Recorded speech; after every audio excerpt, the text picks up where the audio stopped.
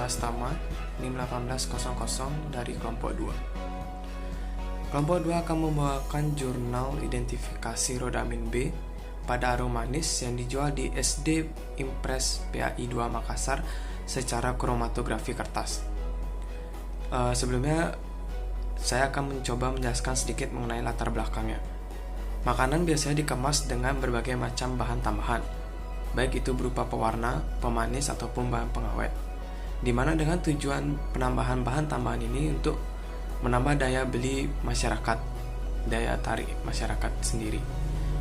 Rodamin B sendiri termasuk bahan pewarna sintetis, di mana kita dapat menjumpai rodamin B pada industri tekstil. Dalam industri pangan, rodamin B sangat berbahaya jika masuk ke dalam tubuh, karena rodamin B sendiri bersifat karsinogenik, yang dimana jika dikonsumsi dalam jangka panjang akan menyebabkan penyakit kanker.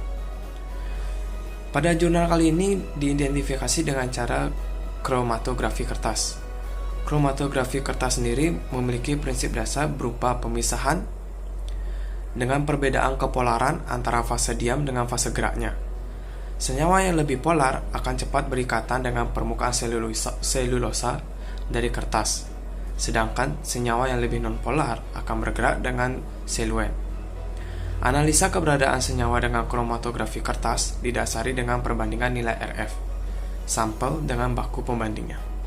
Perkenalkan, nama saya Mita Amanda, NIM 181102. Di sini saya akan melanjutkan presentasi dari teman saya. Pada analisa kualitatif menggunakan metode kromatografi kertas, yang dimana fase diamnya didukung oleh suatu zat padat yang berupa bubuk selulosa. Sedangkan untuk fase gerak yang digunakan yaitu ada etanol, butanol, dan aquadet sebagai pelarut yang bersifat polar dengan perbandingan 4:5 dalam 50 ml. Baik, di sini saya akan melanjutkan presentasi dari teman saya. Sebelum itu, perkenalkan, nama saya Putu Ayu Sri Utami Sukmawardani, NIM 181101. Di sini saya akan menjelaskan tentang prosedur penelitian, yaitu tentang pengolahan sampel, di mana hal pertama yang dilakukan yaitu menimbang sampel sebanyak 3 gram, kemudian diasamkan dengan 5 mili asam asetat 10% di dalam gelas kimia. Kemudian masukkan benang wol ke dalam cairan sampel yang telah diasamkan, kemudian direndam. Didihkan selama kurang lebih 10 menit, kemudian benang wol dikeluarkan, lalu dicuci dan dikeringkan. Ditambahkan 25 mili amonia 10% ke dalam benang wol tersebut. Lalu didihkan benang wol tersebut sampai warna pada larutannya keluar. Kemudian buang benang wol, lalu larutan diuapkan sampai kering.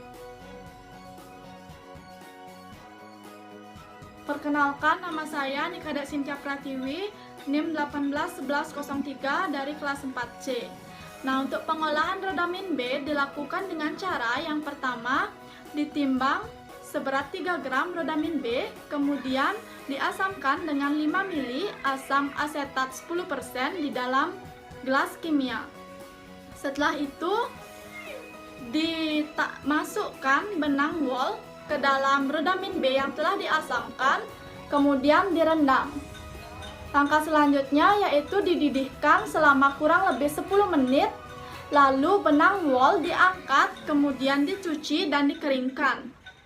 Nah, ke dalam benang wol tersebut kemudian ditambahkan 25 mili amonia 10%, lalu dipanaskan sampai warna dalam benang wol tersebut keluar di dalam larutan. Setelah itu, benang wol dibuang dan larutannya diuapkan sampai kering. Nah, untuk tes kromatografi kertas dilakukan dengan cara yang pertama, residu ditambahkan dengan beberapa tetes metanol untuk ditotolkan pada kertas kromatografi yang sudah siap untuk digunakan.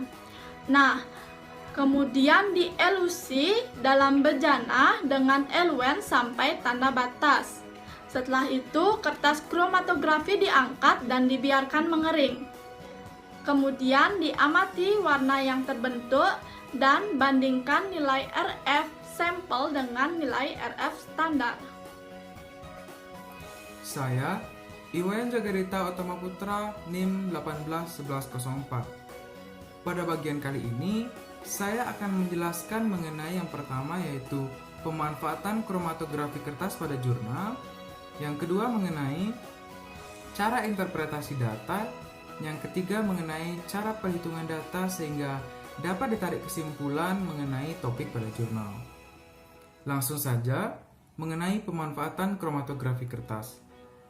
Pada jurnal disebutkan bahwa pemanfaatan kromatografi kertas digunakan untuk menganalisa secara kualitatif ada atau tidaknya rodamin B yang dibandingkan dengan standar baku. Kromatografi kertas dipilih karena kepraktisannya cepat dan mudah dilakukan dalam menganalisa rodamin B. Kemudian yang kedua mengenai cara interpretasi data. Data yang dihasilkan pada kromatografi kertas adalah yang pertama yaitu jarak tempuh dari sampel dan standar baku. Kemudian yang kedua mengenai jarak tempuh dari eluen. Bagaimana cara mengukurnya? Jarak tempuh dari sampel dan standar baku kita ukur dari batas bawah, kemudian diukur sampai dengan jarak noda, sehingga kita menghasilkan jarak tempuh dari sampel dan jarak tempuh dari standar baku. Kemudian yang kedua, jarak tempuh dari eluen. Pada data ini kita ukur dari batas bawah kromatografi kertas sampai dengan batas atas kromatografi kertas. Bagaimana cara mengetahui ada atau tidaknya rodamin B? Nah, ketika data tersebut dihasilkan, data tersebut akan diolah, kemudian akan mendapatkan nilai RF atau retention factor. Nah, nilai RF ini yang kemudian akan dibandingkan. Ketika nilai RF itu sama antara nilai retention factor atau RF pada sampel sama dengan nilai RF pada standar baku, maka dapat disimpulkan bahwa sampel mengandung rodamin B. Pada bagian ketiga mengenai cara perhitungan data untuk menghasilkan nilai retention factor. Ada cara yang sangat mudah mengenai cara mendapatkan nilai retention factor tersebut. Bagaimana caranya?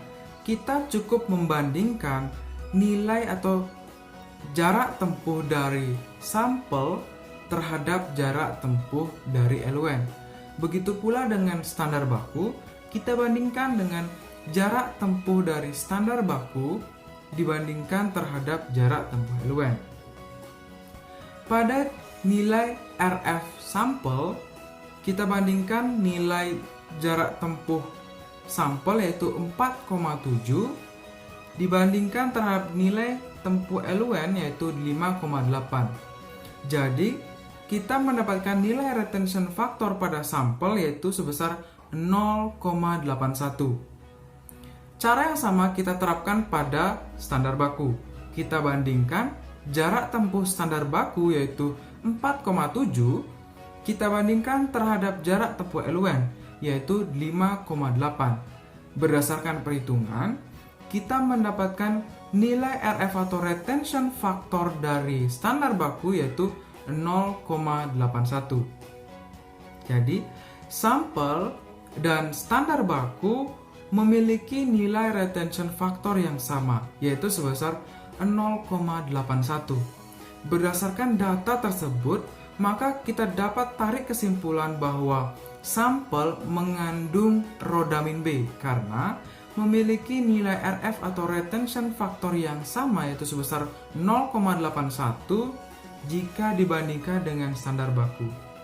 Baik, sekian penjelasan dari saya mengenai pemanfaatan kromatografi kertas, cara interpretasi data, dan perhitungan data pada kromatografi kertas. Saya Iwayan Jagarita Utama Putra mewakili kelompok 2 mengucapkan salam. Om Santi Santi Santi Om.